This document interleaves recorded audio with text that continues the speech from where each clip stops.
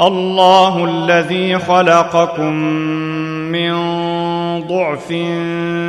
ثم جعل من بعد ضعف قوة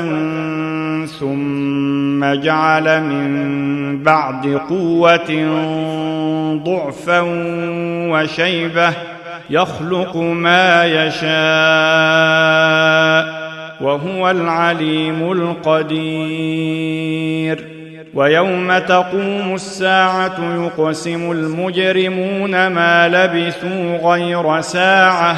كذلك كانوا يؤفكون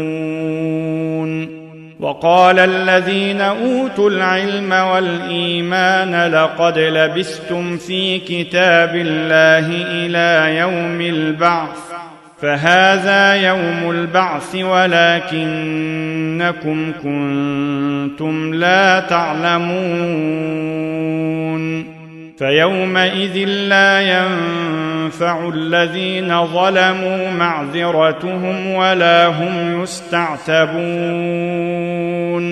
ولقد ضربنا للناس في هذا القرآن من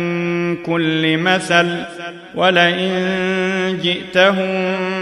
بآية ليقولن الذين كفروا إن أنتم إلا مبطلون كذلك يطبع الله على قلوب الذين لا يعلمون فاصبر إن وعد الله حق ولا يستخفنك الذين لا يوقنون